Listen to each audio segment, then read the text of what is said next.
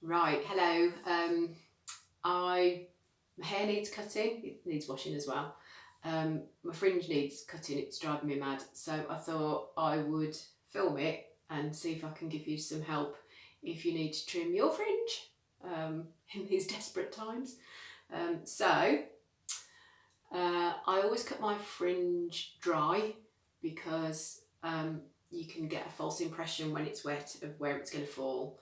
So basically start off by just, if you're not sure where your fringe is, just bring all your hair forwards and then just pull the long hair back. See my roots there as well. And then you'll give your head a little shake and then your fringe will come forwards. Otherwise you tend to cut back and back and back and all your head's fringe instead of hair. Right, okay. So I've tucked my hair behind my ears at the sides, but if your hair's a bit shorter and you can't do that, just grip it out of the way. Couple of grips. I'm trying to do it with non-hairdressing stuff, so I'm doing it how you would do it at home, hopefully. There we go. Now then, my fringe is straight across. You might want a feathery fringe or an arched fringe. So yeah, I'm looking at about how much I want cut off.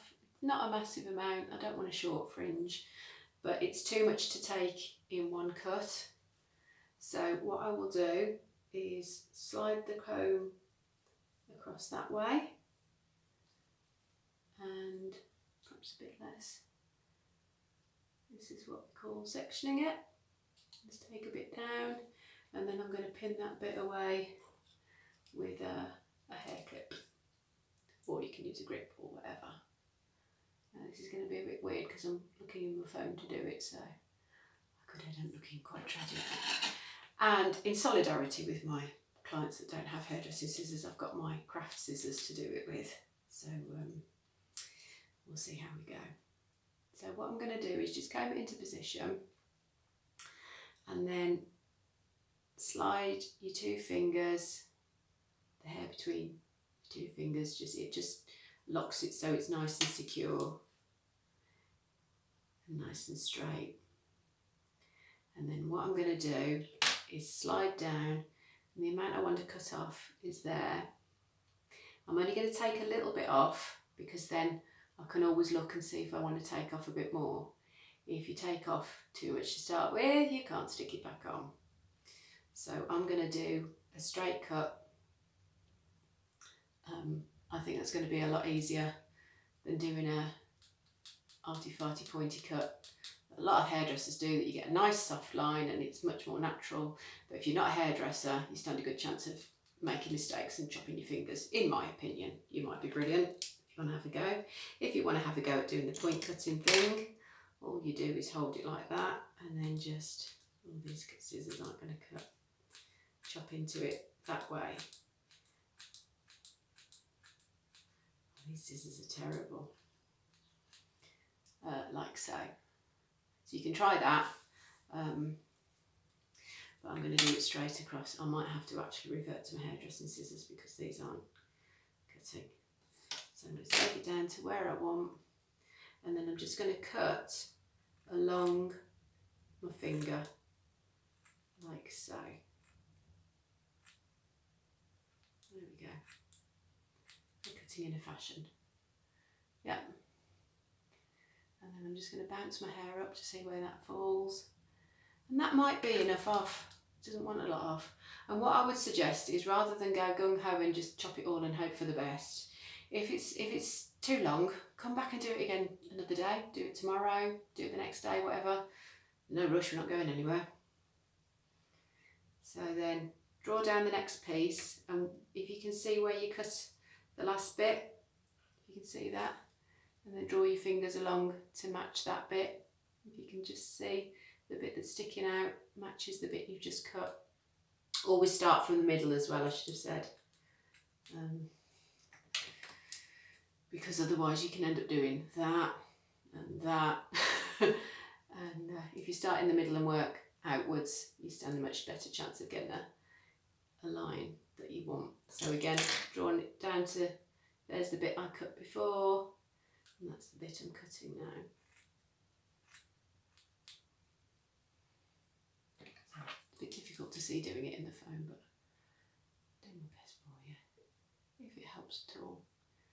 Because there's no point hairdressers going, don't cut your hair, don't cut your hair, what are you supposed to do for however long we're going to be stuck here. And see how that goes. So that's the other bit, side to side, down to where I cut it before, that's what we call the guide.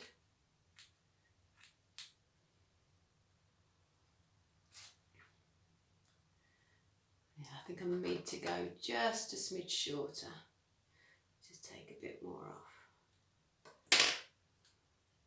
Again, just pulled it down between my fingers and I'm cutting along my fingers with these fabulous craft scissors. And do you know what? It hasn't got to be perfect. How often does your fringe lie exactly straight on your face? And I'm only saying this in these exceptional times. Obviously, if I'm cutting your hair, it's going to be perfect. And again, on your fingers.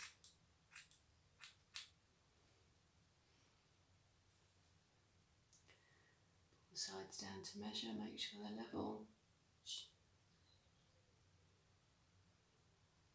Yep, on that side.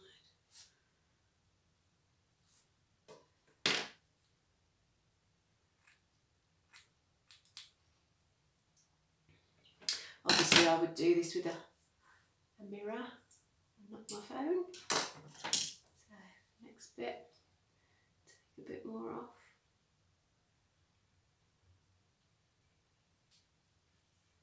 See, I'm not a natural redhead now, giving all my secrets away. Solidarity with my sisters.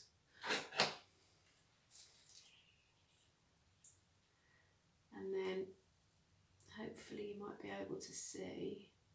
Can you just see there? If you can, maybe take a bit less. You should be able to see through the hair that you bring down where the last cut was. Yeah, so can you just see? There's the original cut there, and that's the bit that's coming over. So again, if you pull your hair really tight down and cut it, it will spring right up. That's the biggest mistake most people make. So just allow it to fall naturally and see where you want it. I didn't realise my fringe was that long, no wonder we're getting headaches. So again, bring your fingers down to that line where you've already cut it and cut along. And what I'm doing there is just taking it a little bit longer than the last guide, again, just in case, because we don't want it to go too short, because you can't stick it back on.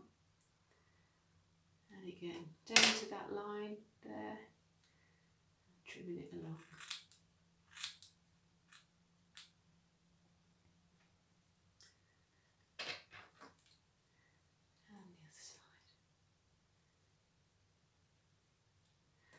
Some nice gurning faces there. You can see just a little bit to cut there.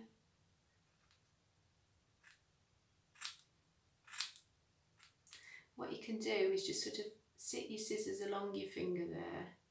Can you see? So, but always point the point downwards so you're not going to cut your fingers. But, you know, this is all new, isn't it? If you do cut your fingers, don't blame me, okay? Just be very careful. Okay.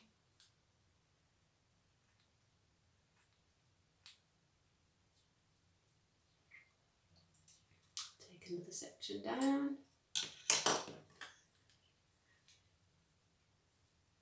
Hair is very greasy, so it is going to bounce up, which is why I'm not taking it too short. But then, as I said, we're not going to see anybody for a couple of weeks unless you're doing lots of Skype calls, which some people are, which is nice. Zoom. I haven't got onto Zoom yet. Quite in isolation sometimes.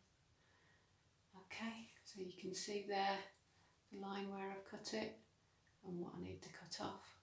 So again, just pull it down between your fingers.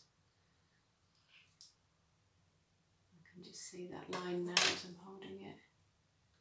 And I'm pulling it down. The more you pull it out, the more of a layered edge you'll get. I like mine chunky, so I'm bringing it right down.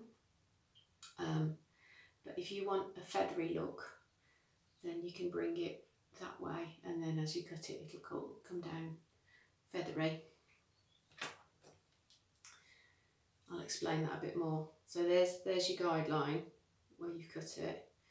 If you bring the hair out and cut to that guideline, the hairs on top have travelled less distance, so you'll get like a feathery effect on the very ends there if you want the softer fringe. Okay, so there we go. There's my guide again. And just trim along there.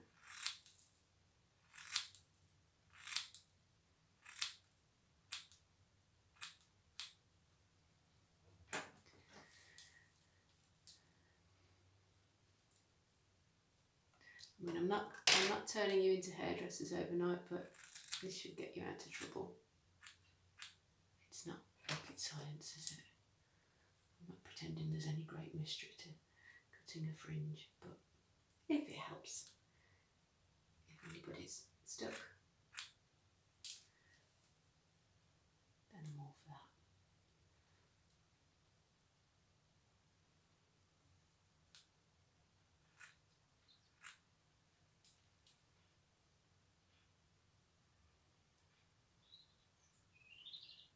A bit more on that side.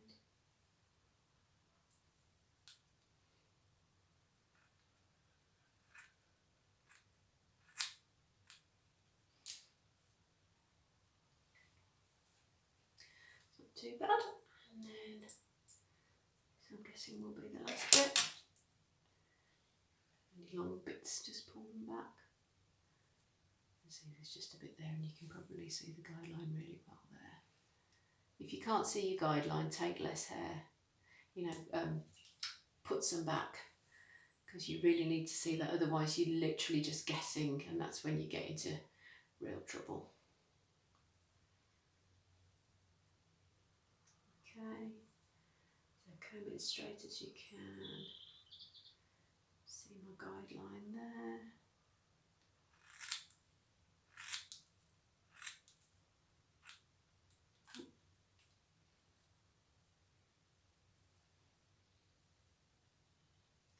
And again, see my guide.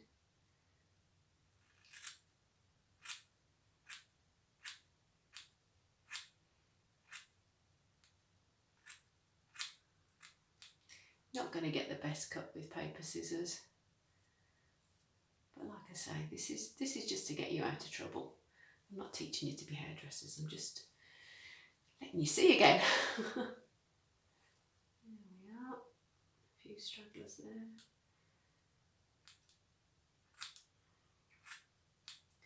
And the thing to be very wary of as well is when you get a bit confident when you've done a few cuts and you think, oh, that's all right now, and then you start doing, I'll just do a bit here and a little bit there, and that's when you really get into trouble. So stop. As soon as it's acceptable, stop. So yeah, I think we're about there. Possibly a bit more off that side. But again, what you can do, what I would recommend, as we seem to have lots of time on our hands, is live with it for a day and then come back, and if you want to take a bit more off, take a bit more off, but don't get overexcited and think, oh, this is great, and start chopping, because that's when you do really get into trouble. So grip side. There we go. That's better. I can see again. So hope that's been a bit of help anyway, and